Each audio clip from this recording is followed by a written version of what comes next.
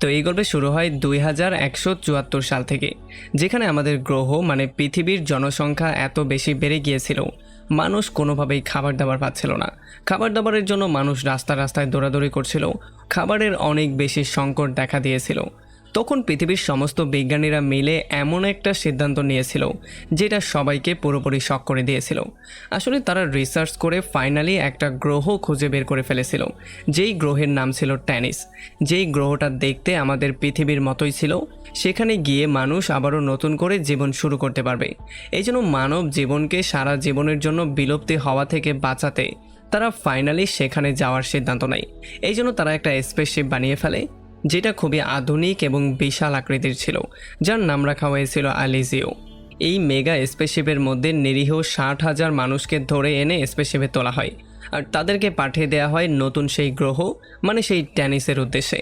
তবে সবচেয়ে ইন্টারেস্টিং ব্যাপার ছিল এখানে পৌঁছাতে 2-1 বছর নয়, বরং 135 বছর সময় লাগবে। তবে এখানেই প্রশ্ন আসে, এতগুলো বছর মানুষরা কিভাবে জীবিত থাকবে? এই বিষয়টার সমাধান করার জন্য বিজ্ঞানীরা নতুন একটা টেকনিক ইউজ করেছিল, যেটাকে হাইপার স্লিপ বলা হয়। আসলে বিজ্ঞানীরা বিভিন্ন মেডিসিনের মাধ্যমে সমস্ত বডিগুলোকে হাইপার স্লিপ মোডে পাঠিয়ে দিয়েছিল, আর তাদের সবগুলো বডিকে হাইপার স্লিপ পডের ভেতরে মানে একটা বাক্সের মধ্যে বন্দি করে রাখা হয়েছিল, যাতে করে সমস্ত বডিগুলো গভীর ঘুমের মধ্যে পার করে, আর 135 বছর পার হওয়ার পরেও তাদের তেমন কোনো ক্ষতি না হয়। তবে এখান থেকে গল্প শিফট হয়ে অনেকগুলো বছর সামনে চলে আসে। আমরা সেই স্পেসশিপের ভেতরের সিন দেখতে পারি। আমরা দেখতে পারি এখানে চারপাশে অন্ধকার ছিল এবং একটা ভুতুরে পরিবেশের মতো ছিল। এখানে ভয় ছাড়া আর কিছুই ছিল না। তখনই আমরা একটা হাইপার স্লিপ কেজের ভেতরের সিন দেখতে পারি, যেখানে একটা বডি হঠাৎ করেই জ্ঞান ফিরে পায়। সে জ্ঞান ফিরে পেয়েই হাইপার স্লিপ চেম্বার থেকে বাইরে বেরিয়ে আসে। এই লোকটার নাম ছিল বোবার। সে এতটাই দুর্বল এবং ক্লান্ত হয়ে গিয়েছিল, তার হাত পা পর্যন্ত বাজেভাবে কাঁপছিল। আসলে অনেক বছর এইভাবে ঘুমের মধ্যে থাকার জন্য তার শরীরের উপরে একটা নেতিবাচক প্রভাব পড়েছে, আর এই প্রভাবের জন্যই তার শরীরে বিভিন্ন সাইড ইফেক্ট দেখা দিয়েছে। এখন বোবার বাইরে বের হয়ে চারপাশের সমস্ত বিষয়গুলো ভালো করে দেখার চেষ্টা করে, তবে এখানে নীরবতা আর অন্ধকার ছাড়া বোবার কিছুই খুঁজে পাচ্ছিল না। যখন সে কন্ট্রোল রুমের মধ্যে চলে আসে, তখন এখানে সবকিছু দেখার পরেও সে কিছুই বুঝতে পারছিল না। আসলে এখন বোবার খুবই ভয়ঙ্কর একটা বিপদের মধ্যে পড়ে গিয়েছে। তার হাইপার স্লিপ অ্যামনেশিয়া হয়ে গিয়েছিল, মানে গভীর সময় ঘুমের মধ্যে থাকার জন্য সে তার স্মৃতিশক্তি ভুলে গিয়েছিল।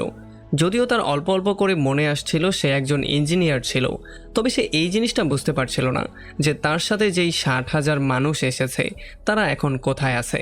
বোবার যখন তার সঙ্গীদেরকে চারপাশে খোঁজার চেষ্টা করছিল, তখনই তার হাতের মধ্যে একটা চিহ্নর দিকে তার নজর যায়। সে ভালো করে লক্ষ্য করে দেখতে পারে তার হাতে একটা বারকোড ছিল, আর এই বারকোডটা দেখার পরেই তার ব্রেনের মধ্যে একটা ঝটকা লাগে। আসলে তখন বোবার মনে করতে পারে যে সে হচ্ছে এই স্পেসশিপের একজন ফ্লাই ক্রু মেম্বার, যার নাম্বার হচ্ছে 5। বোবার যখন কন্ট্রোল রুমের মধ্যে তার পুরনো হারিয়ে যাওয়া স্মৃতিশক্তি খুঁজে বের করার চেষ্টা করছিল, তখনই শিপের মধ্যে অন্য একটা হাইপার স্লিপ চেম্বার ওপেন হয়ে যায়। সেই চেম্বার থেকে আরও একটা লোক বাইরে আসে। আসলে সেও তাদের ফ্লাইট ক্রুর মেম্বার ছিল। এই লোকটার নাম ছিল পেটেন। পেটেনও অনেকগুলো বছর যেহেতু ঘুমের মধ্যে ছিল, এই জন্য ঘুম থেকে ওঠার পরে তার শরীর অনেকটা দুর্বল হয়ে গিয়েছিল। সে আশেপাশের কোনো বিষয়গুলোই বুঝতে পারছিল না। আর যখন তারা দুজন একে অন্যের সাথে কথাবার্তা বলে, তখন তাদের দুজনকে খুবই শকিং একটা বিষয় ফেস করতে হয়। তারা জানতে পারে এই স্পেসশিপের পুরো মেইন সিস্টেম মানে পুরো কমান্ড সেন্টার বন্ধ হয়ে গিয়েছে। এখন তাদের স্ক্রিনে কোনো ডাটা শো করছিল না, এমনকি মেশিনটাও পুরোপুরি বন্ধ হয়ে গিয়েছিল। এই জন্যই চারপাশে সব কিছু অন্ধকার হয়ে গিয়েছিল। তারা বুঝতে পারছিল না বাকি যেই মেম্বারদেরকে আনা হয়েছে তারা এখন বর্তমানে কোথায় আছে। এই জন্য তারা অনেক বেশি শকড হয়ে গিয়েছিল। তবে তারা কোনোভাবেই হাল ছাড়তে চাইছিল না। তারা চারপাশে ভালো করে খোঁজাখুঁজি করার ট্রাই করছিল। একটু পরে ফাইনালি তারা শিপের ইঞ্জিন ম্যানুয়ালি চালু করার একটা অপশন পেয়ে যায়। বাবার তার ইঞ্জিনিয়ারিংয়ের দক্ষতাকে ব্যবহার করে মেইন ইঞ্জিনকে অন্য একটা ইঞ্জিনের মাধ্যমে শক দিয়ে এটাকে চালু করে ফেলে। আর যখনই এই সিস্টেম চালু হয়ে যায়, তখন তারা সময় নষ্ট না করে দ্রুত তাদের অন্য ফ্লাইট ক্রু মানে অন্য মেম্বারদের সঙ্গে যোগাযোগ করার জন্য বিভিন্ন উপায় অবলম্বন করে। কিন্তু এখানেও তাদের জন্য দুর্ভাগ্য অপেক্ষা করছিল, কারণ তাদের কথাবার্তার রিপ্লাই তো তারা পাচ্ছিলই না, বরং সেখান থেকে কোনো রিপ্লাই আসছিল না। সেখানে শুধু শুনশান নীরবতা ছিল। এখন তারা দেখতে পারে এখানে সমস্ত লাইটগুলো ফ্লিকারিং করছিল। কারেন্টের সমস্যার জন্য বারবার করে লাইট জ্বলছিল আর নিভছিল। এই ব্যাপারগুলোর জন্য তারা অনেক বেশি ভয় পেয়ে যায়। তবে তখনই তাদেরকে আরও একটা বড় সমস্যার সম্মুখীন হতে হয়। তারা দেখতে পারে এখানে যতগুলো অটোমেটিক দরজা ছিল সবগুলো বন্ধ হয়ে গিয়েছিল। আর সিস্টেম যেহেতু কিছুটা অচল হয়ে গিয়েছে, এই জন্য এখান থেকে বের হওয়ার তাদের কাছে অন্য কোনো রাস্তা ছিল না। সমস্ত দরজাগুলো এমনভাবে বন্ধ হয়েছিল, সেগুলো ম্যানুয়ালি খোলারও কোনো উপায় তাদের কাছে ছিল না। এখন যেহেতু পুরো সিস্টেমটা এবং ইঞ্জিনটাকে চালানোর জন্য রিয়েক্টরকে চালু করা অনেক বেশি জরুরি ছিল, এই জন্য তারা দুজন মিলে ফাইনালি একটা প্ল্যানিং করে ফেলে। পেটেন এই কন্ট্রোল রুমের মধ্যেই থাকার সিদ্ধান্ত নেয়, কারণ এখানে বসে সে সমস্ত রাস্তাগুলো স্ক্রিনে দেখতে পাচ্ছিল। আর বাবার একটা ছোট ভেন্টিলেশন মেশিনের ভেতর দিয়ে সেই রাস্তা ফলো করে যাচ্ছিল। এখন যেহেতু বাবার খুবই অন্ধকারের মধ্যে সেই ছোট ভেন্টিলেশন দিয়ে সামনে এগোচ্ছিল, এই জন্য সে নিজেও বুঝতে পারছিল না কিভাবে সে কোন দিকে যাবে। পেটেন সেই কম্পিউটার স্ক্রিনে বসে হালকা হালকা যেই সিগন্যাল আসছিল, সেই সিগন্যালের মাধ্যমেই রেডিও ফ্রিকোয়েন্সির সাহায্যে তাকে গাইড করে যাচ্ছিল। তাকে বলছিল কোন দিকের রাস্তায় যেতে হবে এবং কোন দিকের রাস্তা বন্ধ। তবে তারা দুজন একেবারেই এই ব্যাপারটা জানতো না যে এই শিপের মধ্যে তাদের দুজনকে ছাড়াও অন্য কেউ জেগে গেছে। এখন যখন বাবার সেই রাস্তা ফলো করে সামনের দিকে এগোচ্ছিল, তখন সে রেডিওর মাধ্যমে পেটেনকে জানাচ্ছিল যে শিপের মধ্যে খুবই অদ্ভুত কিছু একটা হয়ে গেছে। শিপের সমস্ত জিনিসপত্র এলোমেলো হয়ে গেছে, দেখে মনে হচ্ছে এখানে কোনো বড় একটা তুফান হয়েছে। এখন আমি বুঝতে পারছি না শিপ কেন এখানে আটকে গেছে এবং কিভাবে শিপ চালু করতে হবে। তবে যেহেতু আমরা একটা প্ল্যানিং করেছি, আমাদের সেই প্ল্যানিং অনুযায়ী আগানো উচিত। তার সাথে রেডিওতে কথা বলতে বলতে সে সামনে এসে একটা দরজা পেয়ে যায়। এই জন্য সে দরজাটাকে ম্যানুয়ালি ওপেন করে। তবে তখনই সে এখানে একটা মেয়েকে দেখতে পারে, যে মেয়ের নাম নাদিয়া ছিল। বাবার কখনোই আগে তাকে দেখেনি। এখন যখন নাদিয়া দেখতে পারে তার সামনে একটা অপরিচিত লোক দাঁড়িয়ে আছে, তখন সে নিজের জীবন বাঁচানোর জন্য সেখান থেকে দৌড়ে পালিয়ে যায়। বাবার তাকে ফলো করা শুরু করে। তবে তাকে ফলো করে সামনে গিয়ে সে পুরোপুরি শক্ট হয়ে যায়। সে দেখতে পারে তার সামনে খুবই অদ্ভুত কিছু একটা দাঁড়িয়ে আছে। যখন সে টর্চ তার দিকে মারে, তখন সে অনেক বেশি ভয় পেয়ে যায়। সে দেখতে পারে তার সামনে একটা মানুষের ঝুলন্ত ডেড বডি ছিল। এই জন্য সে ভয়ে সেখান থেকে চলে যাওয়ার চেষ্টা করছিল, কিন্তু এই ভয়ের সুযোগ নিয়ে নাদিয়া পেছন থেকে এসে তার উপরে আক্রমণ করে দেয় আর তাকে মাটিতে ফেলে তার কন্ট্রোলে নিয়ে নেয়। তবে তখনই তারা দুজন শিপের ভেতরে খুবই অদ্ভুত একটা আওয়াজ শুনতে পারে। যেই আওয়াজ শোনার পরে তারা দুজনেই অনেক বেশি ভয় পেয়ে যায়। নাদিয়ার চোখে মুখে আমরা মৃত্যু ভয় স্পষ্টভাবে দেখতে পারি। এই জন্য সে বাবারকে এখানে রেখে দৌড়ে সেখান থেকে পালিয়ে যায়। বাবর নিজেও বুঝতে পারছিল না কেন সে এমনটা করেছে। তবে তখনই বাবরের সামনে এই শিপের সবচেয়ে অদ্ভুত রহস্যটা উন্মোচন হয়। সে দেখতে পারে তার সামনে খুবই অদ্ভুত ভয়ঙ্কর একটা এলিয়েন দাঁড়িয়ে আছে। এই এলিয়েনটা কোনো সাধারণ এলিয়েন ছিল না, এইটা খুবই ডেঞ্জারাস এবং মানুষ খেকো একটা এলিয়েন ছিল। বাবার সময় নষ্ট না করে দৌড়ে একটা জায়গায় এসে লুকিয়ে পড়ে, আর সেখান থেকেই দাঁড়িয়ে সে দেখতে পারে এই ভয়ঙ্কর এলিয়েন কিভাবে শিপের বাকি লোকজনকে খুবই জঘন্য মৃত্যু দিচ্ছে। আর এই ব্যাপারগুলো যখন কন্ট্রোল রুমে থাকা পেটেন রেডিওর মাধ্যমে শুনতে পারে, তখন সে বাবরকে জিজ্ঞেস করে যে বাবর এখানে কি হচ্ছে। তখন বাবর তাকে খুবই স্পষ্ট করে বলে যে এখানে একটা খুবই ভয়ঙ্কর এলিয়েন আছে, যেটা এখানে থাকা সমস্ত মানুষজনকে খুবই ভয়ঙ্কর মৃত্যু দিচ্ছে। আর এই ব্যাপারটা শোনার সঙ্গে সঙ্গে পেটেনের তার অতীতের স্মৃতি মনে পড়া শুরু হয়ে যায়। সে তার মাথার মধ্যে একটা ঝটকা অনুভব করে, আর তখন সে বাবাকে স্পষ্ট করে বলে যে দেখো, এখন যা কিছুই করতে হবে সেটা তোমাকে করতে হবে। আমরা কোনোভাবেই আর পৃথিবীতে ব্যাক করতে পারবো না, কারণ আমাদের পৃথিবীর ধ্বংস হয়ে গেছে। আমরা 60,000 মানুষ এই স্পেসশিপের মধ্যে করে একটা নতুন গ্রহে নতুন করে জীবন শুরু করার জন্য যাচ্ছিলাম। আমাদের সাথে যেই 60,000 মানুষ এসেছে তাদেরও কোনো খোঁজখবর আমরা পাচ্ছি না। এখন যদি তুমি কিছু না করতে পারো, তাহলে এই পুরো মিশন শেষ হয়ে যাবে। এখন এই কথাগুলো শোনার পরে বাবরের নিজেরও কিছু মনে পড়ে যায়। তার মাথার মধ্যেও সে একটা ঝটকা অনুভব করে। তখন সে এমন কিছু মনে করতে পারে যেটা তাকে পুরোপুরি শক্ট করে দেয়। সে জানতে পারে সে আসলে পৃথিবীতে বিবাহিত ছিল, তবে অ্যামনেশিয়ার জন্য সে এই জিনিসটা বুঝতে পারছিল না যে তার ওয়াইফ পৃথিবীতে রয়ে গিয়েছে নাকি তাদের সঙ্গে সেই 60,000 মানুষের মধ্যে এসেছে এবং এই শিপের মধ্যে কোনো একটা জায়গায় ঘুমাচ্ছে। তবে যেহেতু তার ওয়াইফের কথা সে মনে করতে পেরেছে, এই জন্য তার ওয়াইফের জীবিত হওয়ার একটা আশা নিয়ে সে সামনের দিকে নতুন প্ল্যান করার চিন্তা ভাবনা করে। সে চিন্তা করে সে এই শিপকে যেই কোনো উপায়ে তাদের গন্তব্যস্থল পর্যন্ত নিয়ে যাবে। আর তখন আমরা জানতে পারি শিপের মেইন পাওয়ার সোর্স মানে রিয়েক্টর কোরও কিছুক্ষণের মধ্যে বন্ধ হয়ে যাবে, যদি না বাবর দ্রুত গিয়ে সেটাকে ঠিক করতে পারে। সেটা বন্ধ হয়ে গেলে এখানে যেই লাইট সোর্স আছে সেটা তো পুরোপুরি বন্ধ হয়ে যাবেই, বরং শিপের সমস্ত অক্সিজেন শেষ হয়ে যাবে। তখন এই শিপটা পুরোপুরিভাবে ডিস্ট্রয় হয়ে যাবে, আর যেই 60,000 মানুষ এখানে এসেছে তাদের সবার ঘুমের মধ্যেই মৃত্যু হয়ে যাবে। একটু সামনে যাওয়ার পরে একটা রুমের মধ্যে বাবর একটা স্পেশাল ওয়েপেন পেয়ে যায়, এই ওয়েপেনটা নিয়ে সে সামনের দিকে যাওয়া শুরু করে। তবে একটু সামনে গিয়েই সে সেই এলিয়েনটাকে দেখতে পারে। এলিয়েনকে সামনে দেখার পরে সে পুরোপুরি শকড হয়ে যায়। সে ভয়ে থরথর করে কাঁপা শুরু করে। একটা পর্যায়ে সে নিজের জীবন বাঁচানোর জন্য সাইডে লুকিয়ে পড়ে। আর তখন সে রেডিওর মাধ্যমে কন্ট্রোল রুমে থাকা প্যাটার্নের সঙ্গে যোগাযোগ করে। সে তাকে সমস্ত ব্যাপারগুলো স্পষ্ট করে বলে এবং এখান থেকে যে বের হওয়া কোনোভাবেই সম্ভব না সেই ব্যাপারটা তাকে বুঝিয়ে বলে। তবে পেটেন তাকে স্পষ্ট করে বলে যে এই শিপের মেইন পাওয়ার সোর্স রিয়েক্টর কোরের মধ্যে আছে। যদি কোরটা সময় মতো চালু করতে না পারো তাহলে এই শিপ পুরোপুরি ডিস্ট্রয় হয়ে যাবে। আর এই ব্যাপারগুলো শোনার পরে বাবর ফাইনালি সেই কোরটাকে ঠিক করার জন্য সেই কোরের দিকে যাওয়া শুরু করে।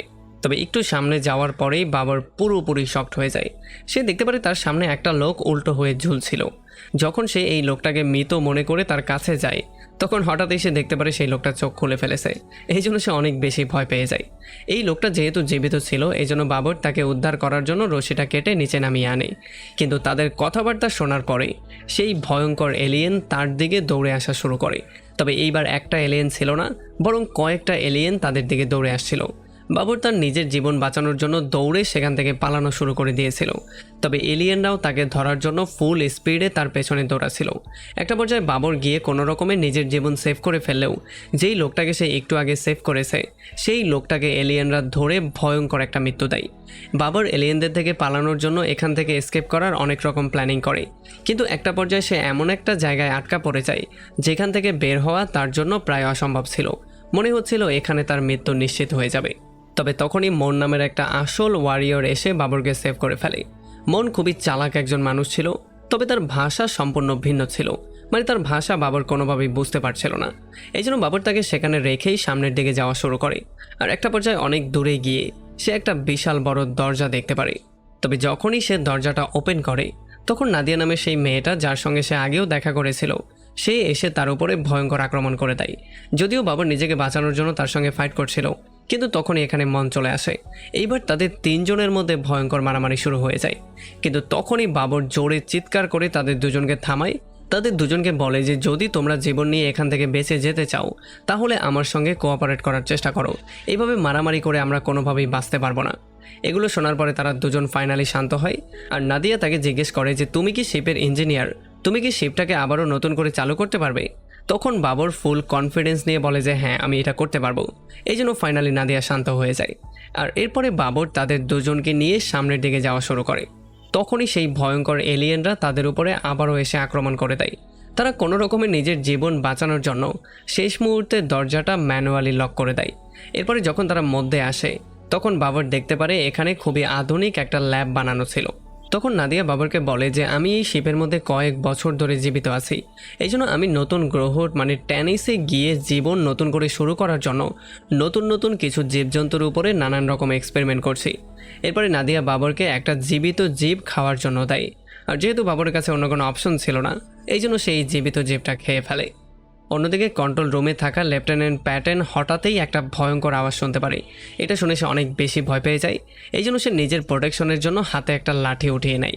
এরপর সে এই লাঠিটা নিয়ে সেই দিকে যাওয়া শুরু করে যেই দিক থেকে আওয়াজটা আসছিল। যখন সে সেই জায়গা পর্যন্ত পৌঁছায় তখন সে দেখতে পারে একটা লোক ব্যথায় চিৎকার দিচ্ছিল আর তার কাছে বারবার করে সাহায্য চাইছিল। প্যাটেনের যেহেতু তার উপরে একটু মায়া হয় এই জন্য সে তাকে সেখান থেকে টেনে উপরে তুলে আনে। এরপর তাকে জিজ্ঞেস করে তার সাথে কি হয়েছিল। তবে এই লোকটা অনেক বেশি ভয়ের মধ্যে ছিল, এই জন্য সে কিছুই বলতে পারছিল না। এই জন্য পেটেন সমস্ত ব্যাপারগুলো বুঝে তাকে আর কিছু জিজ্ঞেস করে না। অন্যদিকে বাবর নাদিয়া এবং মনের সঙ্গে মিলে শিপের রিয়েক্টর চালু করার জন্য সেই দিকে যাওয়া শুরু করে, কিন্তু মৃত্যু তাদের পিছু ছাড়ছিল না। একটা সময় হঠাৎ করেই তাদের উপরে একটা ভয়ঙ্কর এলিয়েন এসে আক্রমণ করে দেয়।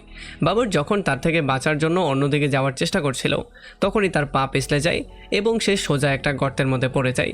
যেই গর্তটা ছিল ময়লার একটা গর্ত, মানে এটা সি বিচের মতো একটা জিনিস বানানো হয়েছিল যেখানে সমস্ত ময়লা এসে জমা হয়। এই ময়লার মধ্য থেকে সে কোনোভাবেই নিজেকে বের করতে পারছিল না। আর যখন নাদিয়া তাকে সেভ করার জন্য সামনে যায় তখন সেও এই ময়লার ভেতরে পড়ে যায়। তারা দুজন ময়লার ভেতরে আটকা পড়ে দেখতে পাচ্ছিল সেই এলিয়েন তাদেরকে মারার জন্য খুবই কাছাকাছি চলে এসেছিল। তখনই বাবর খুবই চালাকি করে সেই ময়লা থেকে উপরে আসে আর সেই এলিয়েনের দিকে টর্চ লাইট মারা শুরু করে। টর্চ লাইট দেখতে পেয়ে এলিয়েন রাগে পাগলের মতো হয়ে যায় আর সে বাবরের উপরে এসে আক্রমণ করে দেয়। আর এই আক্রমণের জন্য বাবর অনেকটাই আহত হয়ে যায় আর তার হাত থেকে সেই স্পেশাল ওয়েপেনটাও পড়ে যায়। একটু পরে নাদিয়াও সেই ময়লা থেকে বাইরে বেরিয়ে চলে আসে। যখন সে এলিয়েনের উপরে আক্রমণ করে তখন তারা বুঝতে পারে এই এলিয়েন খুবই পাওয়ারফুল ছিল। আর তখনই এখানে মন এসেও সেই এলিয়েনের উপরে আক্রমণ করে দেয়। এরপর তারা তিনজন মিলে এই এলিয়েনকে একসাথে পেটানো শুরু করে। একটা পর্যায়ে তারা তিনজন মিলে এলিয়েনটাকে মেরেই ফেলে। যদিও তারা মনে করেছিল তারা বিপদমুক্ত হয়ে গেছে, তবে আসল বিপদটা এখন তাদের দিকে আসছিল। এখানে তখনই আরও একটা ভয়ঙ্কর এলিয়েন চলে আসে। সে যখন এই মৃত এলিয়েনকে দেখতে পারে তখন সে একটা অদ্ভুত আওয়াজ বের করে শিপের যত বাকি এলিয়েন ছিল তাদের সবাইকে এখানে নিয়ে আসে। আর তাদের সবার সঙ্গে মিলে বাবর, নাদিয়া আর মনের উপরে আক্রমণ করে দেয়। এই এলিয়েনরা এতটাই ভয়ঙ্কর ছিল যে তাদের মধ্যে কিছু এলিয়েন এসে মৃত এলিয়েনের মাংস খাওয়া শুরু করে। আর বাকি এলিয়েনগুলো এই তিনজনকে ধরার জন্য খুবই স্পিডে ফলো করছিল। আর এই হট্টগোলের মধ্যেই হাইপার স্লিপ চেম্বার থেকে একটা লোক বাইরে বেরিয়ে আসে। সে এসে এলিয়েনদের সামনে পড়ে যায়। এই জন্য এলিয়েনরা তাকে সাথে সাথেই একটা ভয়ঙ্কর মৃত্যু দেয়। তারা তিনজন এলিয়েনদের থেকে নিজেদেরকে বাঁচানোর জন্য সেখান থেকে দৌড়ে একটা কোণায় চলে আসে। একটা সেফ চেম্বারের মধ্যে এসে চেম্বার লক করে দেয়। তবে এখানে তারা লেলেন নামের একটা লোককে দেখতে পারে। যখন তারা ভয় পেয়ে তাকে মারার চেষ্টা করে তখন লেলেন তাদেরকে শান্ত করে আর এখানে লাইট জ্বালিয়ে দেয়। এরপরে লেলেন তাদেরকে আরও একটু শান্ত করার জন্য তাদের সবার সামনে খাবার পেশ করে। আর যখন এই হালকা আলোতে বাবর নাদিয়ার শরীর দেখে তখন সে পুরোপুরি শক্ট হয়ে যায়, কারণ নাদিয়ার শরীরের ভেতরে অনেক অনেক ক্ষতচিহ্ন ছিল। এখানে খাবার খেতে খেতে নাদিয়া একটা অদ্ভুত সত্যি বাবরকে বলে, যেটা শোনার পরে বাবর পুরোপুরি শক্ট হয়ে যায়। নাদিয়া তাকে বলে যে যেই ভয়ঙ্কর এলিয়েনদেরকে তুমি দেখতে পাচ্ছ যারা মানুষের মাংস খাচ্ছে, তারা আসলে অন্য কোনো গ্রহ থেকে এখানে আসেনি, বরং তারা আমাদের সঙ্গেরই সেই মানুষ যারা আমাদের সঙ্গে একই সাথে জার্নি করছিল। এটা শোনার পরে বাবর পুরোপুরি শক্ট হয়ে যায়। আর সে নাদিয়াকে জিজ্ঞেস করে যে এমনটাও কি হওয়া পসিবল। তখন নাদিয়া পুরো কনফিডেন্স নিয়ে বলে যে হ্যাঁ, এমনটা হওয়া পসিবল। যেহেতু এই শিপটা অনেক বছর ধরে স্পেসের মধ্যে ঘোরাঘুরি করছে আর এই গ্রহের কাছে এসেছেও অনেক বছর হয়ে গেছে, এই জন্য স্পেসের ম্যাডনেস এবং লম্বা সময় ধরে হাইপার স্লিপের মধ্যে থাকার জন্য তারা তাদের স্মৃতিশক্তি হারিয়ে ফেলেছে এবং তাদের মেন্টাল পরিস্থিতি বিগড়ে গিয়েছে, তাদের শরীরের কন্ডিশনও পরিবর্তন হয়ে গেছে। এই জন্য এখন তারা স্বাভাবিক মানুষ থেকে ভয়ঙ্কর মানুষ খেকো মনস্টারে কনভার্ট হয়েছে। কিন্তু এখনও এই শিপের ভেতরে কিছু মানুষ জীবিত আছে যারা সবাই হাইপার স্লিপের ভেতরে আছে। অন্যদিকে পেটেন কন্ট্রোল রুমে বসে সেই লোকটাকে ভালো করে দেখছিল, যেই লোকটার নাম ছিল গ্যালো। আসলে সে এই লোকটাকে সন্দেহ করছিল। তার মনে হচ্ছিল অদ্ভুত দেখা এই লোকটা তাকে যেই কোনো সময় ধোঁকা দিতে পারে। এই জন্য সে তার নিজের সেফটির জন্য শুয়ের মতো একটা ওয়েপেন বের করে ফেলে। তবে এটা গেলো দেখে ফেলে। এই জন্য গেলো তাকে জিজ্ঞেস করে এইটা কেন নিয়েছো। তখন সে বলে এইটা শুধুমাত্র আমার সেফটির জন্য। এরপরে গেলো পেটনের কাছে শিপ সম্পর্কে অদ্ভুত কিছু কোয়েশ্চেন করা শুরু করে। সে তাকে বলে যে যেই সমস্ত মনস্টারগুলোকে তুমি দেখতে পাচ্ছ সেই মনস্টারগুলো আশেপাশের কোনো এরিয়া থেকে আসেনি, বরং তারা আমাদের সঙ্গেই এই শিপের মধ্যে শুরু থেকে জার্নি করছিল। তারা বিভিন্ন কারণে এমন মনস্টারে কনভার্ট হয়েছে। এই ব্যাপারে কি তুমি আগে থেকে জানতে? তখন গেলো তাকে স্পষ্ট করে বলে যে আমি এই ব্যাপারে আগে থেকে কিছুই জানতাম না। অন্যদিকে লেলান তাদের সবাইকে একটা গল্প শোনানো শুরু করে। সে বলে যখন পৃথিবী ধ্বংস হয়ে গিয়েছিল তখন এই খবর পাওয়ার পরে শিপের মধ্যে জীবিত থাকা একজন মানুষের উপরে প্যান্ডোরাম মানে স্পেসের পাগলামি শুরু হয়ে গিয়েছিল। প্যান্ডোরাম হচ্ছে এমন একটা জিনিস যেটা স্পেসের মধ্যে অনেকগুলো বছর পার হওয়ার পরে একাকিত্ব, অন্ধকার এবং স্পেসের শুনশান নীরবতার জন্য মানুষের ব্রেইনের মধ্যে অদ্ভুত কিছু রিয়াকশনের সৃষ্টি হয়। আর এই রিয়াকশন থেকে মানুষ পাগলের মতো হয়ে যায়। তার ব্রেইনের পূর্বের সমস্ত স্মৃতি রিমুভ হয়ে যায় এবং সে মৃত্যুর খেলায় নেমে পড়ে। মানে তার একমাত্র লক্ষ্য হয়ে যায় অন্য মানুষকে মেরে ফেলা।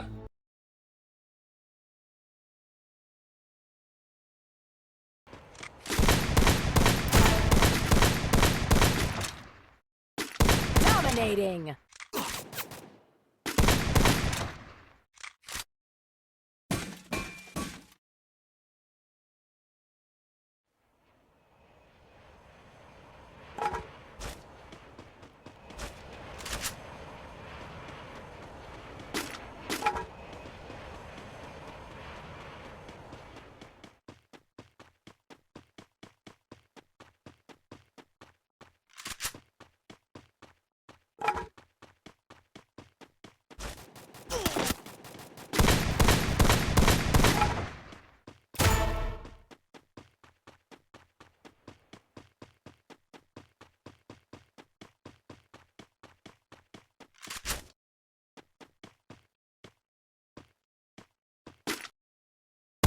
Unstoppable!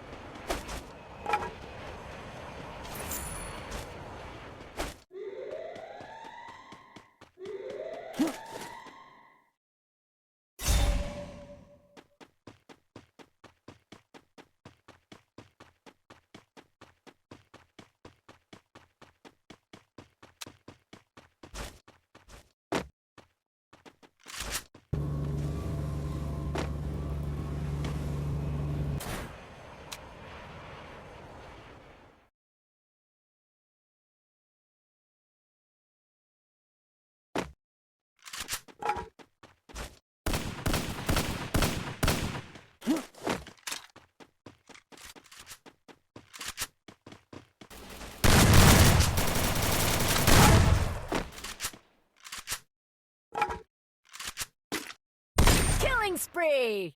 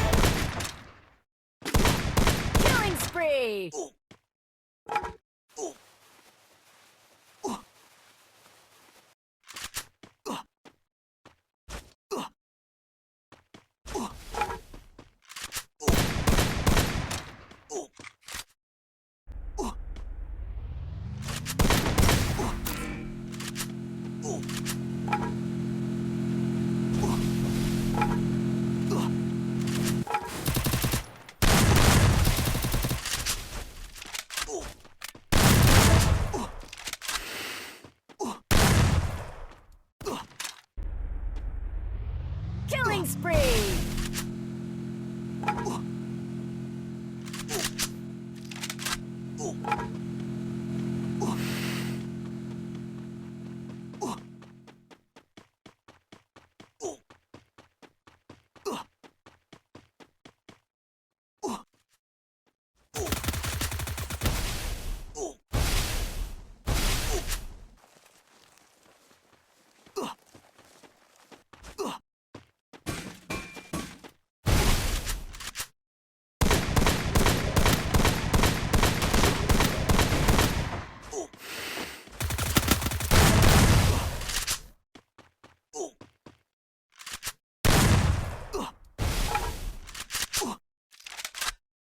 Killing spree!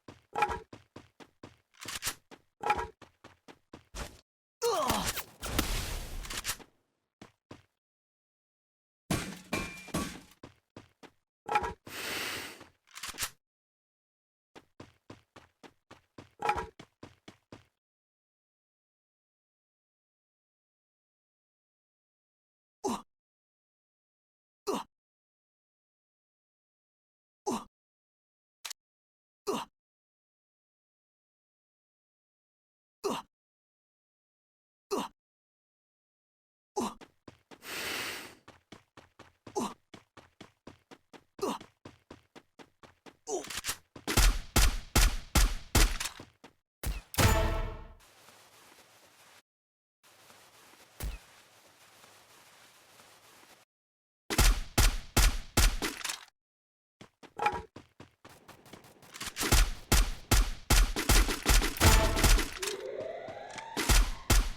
Killing spree!